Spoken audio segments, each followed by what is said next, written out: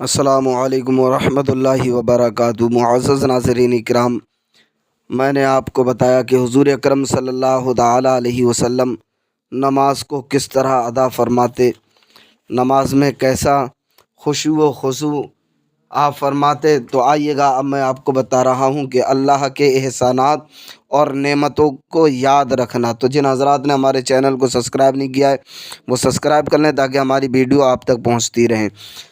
نمازی کو چاہیے کہ حالت نماز میں اور نماز کے علاوہ بھی اپنے رب کے خوف و شوق میں آنسو بہانا اپنا معمول بنائے۔ انسان کبھی اپنے اعمال کی حالت کو دیکھے اور اس کا موازنہ مالک حقیقی کی نعمتوں اور احسانات اور عنایتوں اور مہربانیوں اور رحمتوں سے کر لے تو خود بخود ہی آنسو آنے لگتے ہیں۔ کبھی یہ سوچے کہ مجھ میں کیا خوبی ہے جو اس نے مجھے لاکھوں انسانوں سے بہتر بنایا ہے۔ کبھی اس کے احسانات پر غور کرے کہ اس نے مجھے جانوروں میں پیدا نہیں فرمایا بلکہ سب سے افضل مخلوق انسانوں میں پیدا فرمایا۔ پھر کافروں اور مشرکوں کے گھر میں نہیں پیدا کیا بلکہ شفیع المذنبین رحمۃ للعالمین کی امت میں پیدا فرمایا۔ پھر صحت و تندرستی جیسی بہت بڑی نعمت سے نوازا، مجھے نماز پڑھنے کی توفیق دی، اپنے گھر بلایا اور اپنے سامنے نماز کے لیے کھڑا کیا۔ یہ سب اس کا فضل و کرم ہی ہے، ورنہ بندہ اس لائق کہاں۔ ایک جانور کتے کی مثال ہی لے لیجئے کہ اس کو اگر کوئی چند روٹی کے چند ٹکڑے ڈال دے تو وہ کتنا نیاز مند اور مانوس ہو جاتا ہے۔ اگر اس کو مارا بھی جائے تو وہ روٹی کھلانے والے کا گھر اور در نہیں چھوڑتا۔ پھر کتے کی وفا کو دیکھیں، اگر اسے دور کہیں مار بھگا کر چھوڑ آئیں گے تو پھر بھی وہ اسی در پر لوٹ آئے گا، بھوک بھی برداشت کر لے گا اور مار اور سختی بھی، لیکن در نہیں چھوڑے گا۔ کاش ہم انسان بھی ایسے ہی جذبے کے ساتھ اپنے مالک و آقا کے ساتھ وفاداری اور نیاز مندی کا اظہار کریں۔ تو ہمیں اس کتے سے سبق لینا چاہیے کہ مالک اس کو کتنا بھی مار کر کے بھگا دے، کتنی بھی دور جا کر کے چھوڑ آئے، وہ 10 دن کی بھوک برداشت کر لے گا لیکن اپنے مالک کے گھر ہی آ کر کے رکے گا۔ تو یہ وفاداری ہوتی ہے۔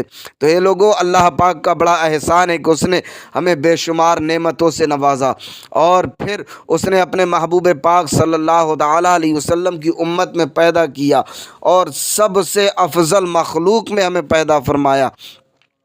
اب آئیے گا اللہ تعالیٰ کو عاجزی اور زاری سے یاد کرنا۔ رب کریم نے قرآن مجید میں مختلف جگہوں پر اپنے بندوں کو عاجزی و انکساری اختیار کرنے اور تضرع و زاری سے عبادت کرنے کا حکم فرمایا ہے، جن میں سے چند ایک مثالیں میں آپ کو بتاتا ہوں۔ رب تعالیٰ نے ارشاد فرمایا، اپنے رب کو نہایت ہی عاجزی اور آہستگی سے پکارا کرو، بلا شبہ وہ حد سے تجاوز کرنے والوں کو پسند نہیں کرتا۔ یعنی اللہ رب العزت کو بڑی ہی عاجزی اور آہستگی سے پکارو، اس کی بارگاہ میں اپنی پریشانی کو، اپنی حاجات کو عرض کرو، اللہ پاک کی بارگاہ میں بڑی ہی عاجزی و انکساری کے ساتھ میں کھڑے ہو جاؤ۔ دوسری جگہ رب نے ارشاد فرمایا، اپنے رب کو دل سے گڑ گڑا کر اور آہستہ آہستہ پکارا کرو۔ یعنی اپنے رب کو دل سے پکارو، یہ نہیں کہ صاحب زبان سے کہتے ہوئے پھر رہے، دل سے اور آہستہ آہستہ پکارو اور اس کی بارگاہ میں اپنے گناہوں کی معافی طلب کرو۔ نمبر 3، اللہ پاک نے ارشاد فرمایا، کیا اہل ایمان کے لیے وہ وقت نہیں آیا کہ ان کے دل اللہ کے ذکر کے لیے نرم ہو جائیں۔ یعنی اہل ایمان کے دلوں اہل ایمان کے لیے وہ وقت ابھی نہیں آیا ہے کہ ان کا دل اللہ رب العزت کے ذکر سے نرم ہو جائیں، ابھی بھی وہ اللہ کے ذکر سے غافل ہیں۔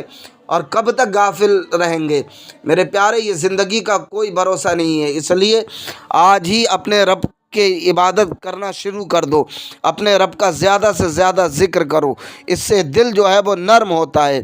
نمبر 4، جب ان آیات رحمان پڑھی جاتی ہیں، جب ان پر آیات رحمان پڑھی جاتی ہیں تو گر پڑتے ہیں سجدہ میں روتے ہوئے، یعنی وہ دل جو نرم ہو جاتے ہیں اللہ رب العزت کے ذکر سے، اور ان پر جب کوئی آیت قرآنی پڑھی جاتی ہے تو وہ سجدے میں گر جاتے ہیں۔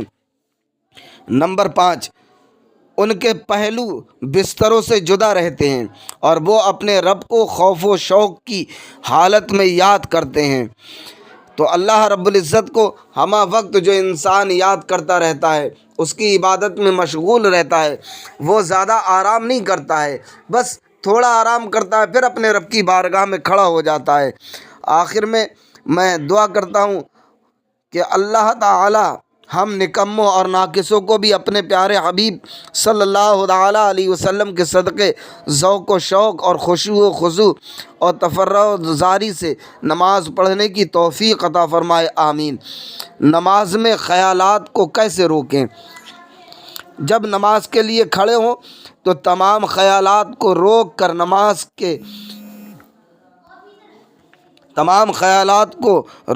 نماز کے ترجمہ پر اپنی توجہ رکھیں، اپنی ساری توجہ اپنے ذہن کو جو ہے وہ ترجمہ پر رکھیں۔ خیالات کو روکنا کوئی آسان کام نہیں، لیکن مسلسل کوشش کی جائے تو کامیابی ہو سکتی ہے۔